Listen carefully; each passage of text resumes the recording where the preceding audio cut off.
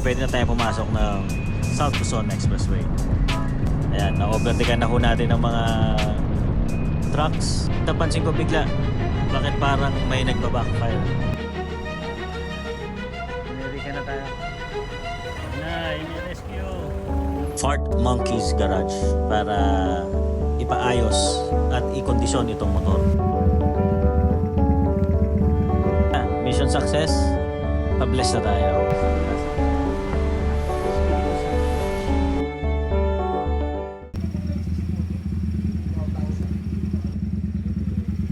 Kumusta mga pare?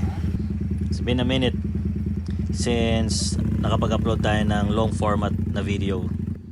So ito ho, first motovlog. Just to let everybody know, ngayon nanonood, ito yung motor na Honda Steed na tinest drive ko at plano kong bilhin. And ito ho yung video sa Skyway. Binyahe ko siya pabalik sa South. First time ko magmotor sa Skyway. No araw na yan, kinuha ko tong Steed. So let's get it, samahan nyo ako. And ngayon naman, kakatapos lang natin magpagas. At plano ko ngayon ay pumunta sa Tagaytay to bring this Honda Steed para ipa-bless. So samahan nyo ako.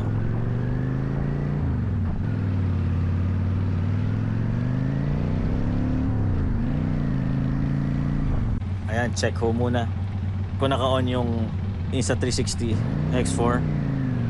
And ngayon, since 400cc yung ating motor, pwede na tayo pumasok ng South Luzon Expressway going to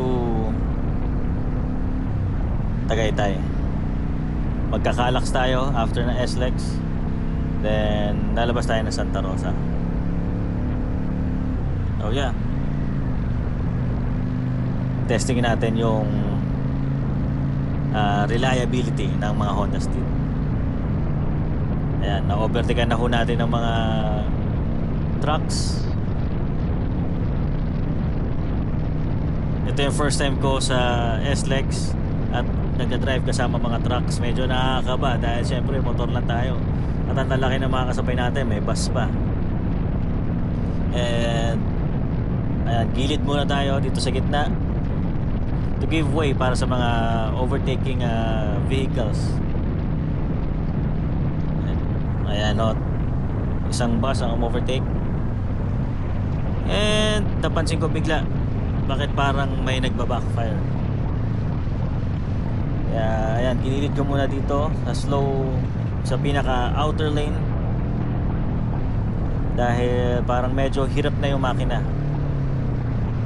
Ayan ho, naririnig nyo yung mga pumupugak-pugak yung nagba-backfire. Hirap na ho talaga ngayon yung makina. Ano kaya ang rason o kaya dahilan para magaganyan yung bike? And buti na lang, hindi pa tayo nakakalayo. Naka-exit tayo ng ito yung Alabang South Station Philinvest exit.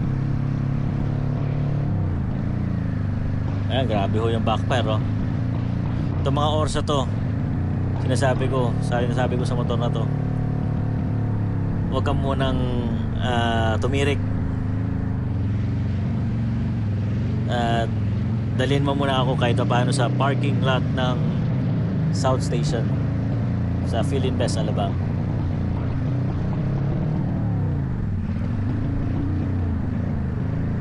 At itong kalsadang to, paangat pa, paahon. Wala, hirap na yung makina. Pero let's get it.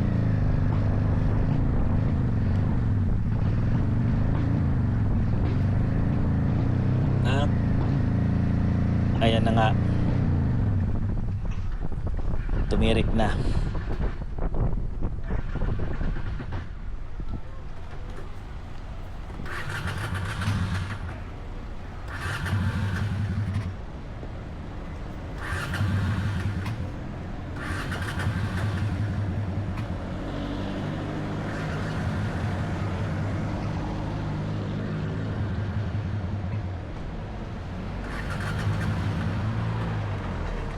Ayan no, at iginilidan natin yung motor dahil wala, ayaw talaga. Yung mga ganitong pagkakataon, sa mga ganito pinaniniwalaan kong blessing in disguise.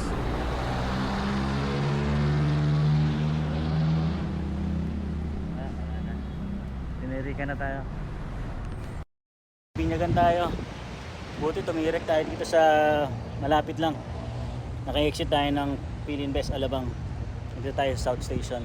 All good, all good. Lesson learned. Charge to experience. Yan, dumating na yung mga rescue ko. Merienda muna kami.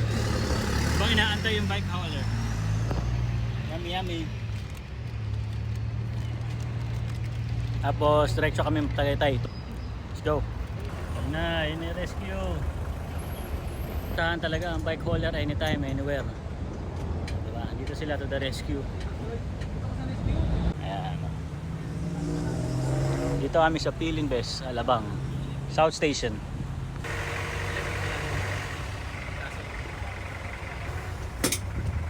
At andito na ho tayo uli sa South. Dinala natin to sa Fart Monkeys Garage para ipaayos at ikondisyon itong motor. Ayan ho si FMG checking the Honda Steed.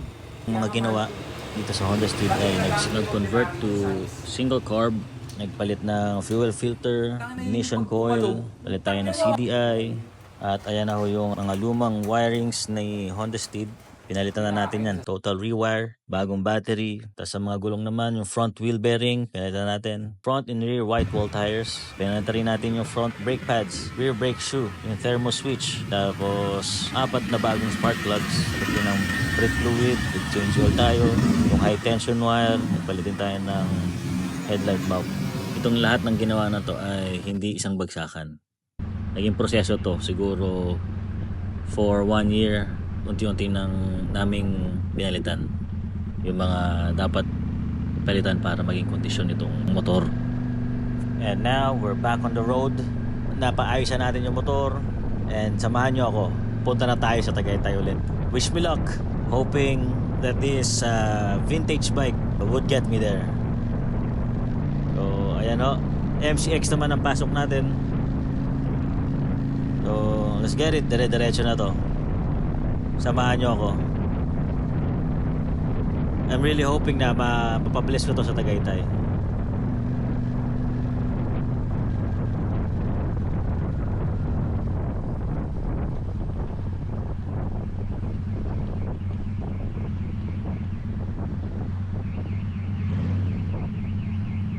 And nagpasa tayo sa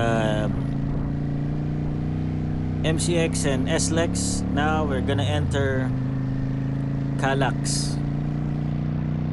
So yeah, nakalayo na tayo. Sobrang nakakaano, tense pa rin dahil last time tinirikan tayo ng motor, pero ngayon mukhang makakarating tayong Tagaytay. Maraming salamat uli kay FMG sa pagkondisyon nitong 1989 Honda Steed na nakuha ko. Ayan, maharurot pa, overtake. Let's get it. Lagariin na natin to.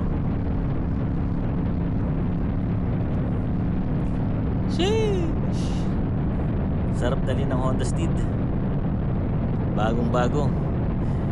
Bagong-bago yung feeling nung takbo. Parang fresh from the casa. Naka 100 tayo nito, babaran. So let's get it. Todo exciting.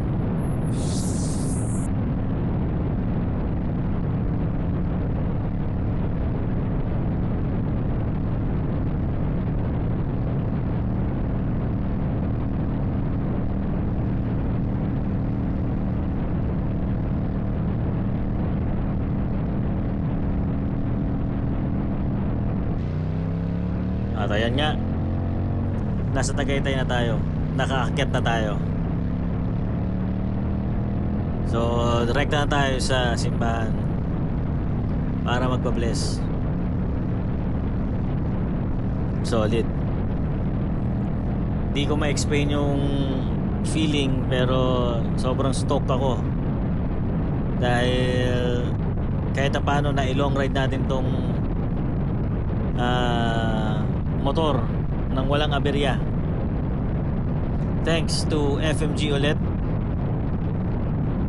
dahil sa husay ng kanyang pagkakadali nitong aking motor.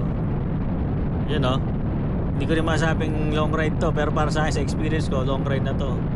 Hoping to bring this bike sa Batangas next. So samahan nyo ako.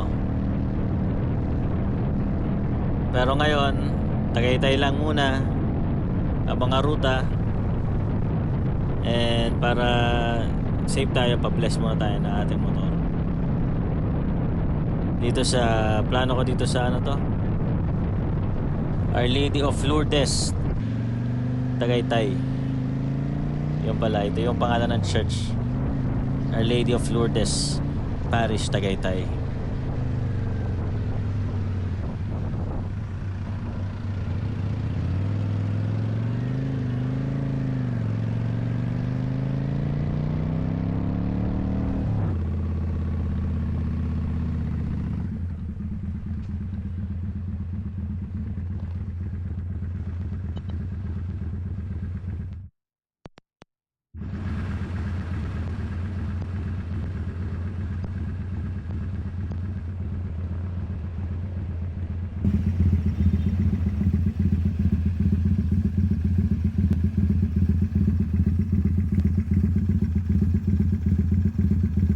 O yeah, mission success. Pa-bless na tayo. Ikot muna tayo ulit, parata tayo sa gilid.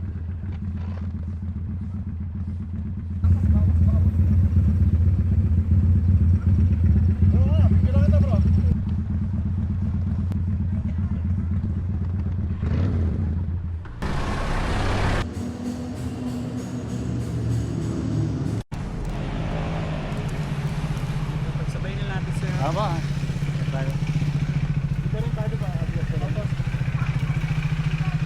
sa ngalan ng Anak at Espiritu Santo. Si Kristo na anak ng Diyos ay dumating sa daigdig upang kanyang tutunin ang mga nagkawat-takot ng mga anak ng Diyos. Anumang daan ang sasakyan naghahatid sa mga tao para magkatipon-tipon ay pawang naaayon sa layunin ng Diyos na naghahangad pag-isahin ang mga pinaglalayo ng mga bundok at ilog at magkakatiwalay na puso. Halinang manalangin sa Panginoon at kanyang ang mga nagsigawa at nakikinabang sa mga sasakyan. Ang mabuting balita ng Panginoon ayon kay Pagpunta sa Diyos ng kaharian mo. Sundin ang loob mo dito sa lupa para nang sa langit. Bigyan mo kami ngayon ng aming kakanin sa araw-araw at patawarin mo kami sa aming mga kasama para ng pagpapatawad namin sa nagkakasala sa amin. At huwag mo kami ipanitulog sa tukso at iadya mo kami sa lahat ng kasamaan namin. Patnubayan kayo ng poong may kapal sa inyong paglalakbay upang sumain niyo ang kapayapaan at magwalhating pagdating sa buhay na walang hanggan. Amen. Sa ngalan ng Ama, Anak, ng Espiritu Santo. Amen. Congratulations. Ingat po kayo sa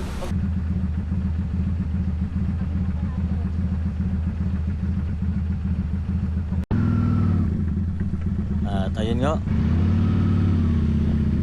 maraming salamat ho sa pagsama sa akin dito sa Tagaytay. Sa susunod ulit na ride natin papunta naman Batangas. Maraming salamat. Ingat sa lahat. Lagarin na natin to.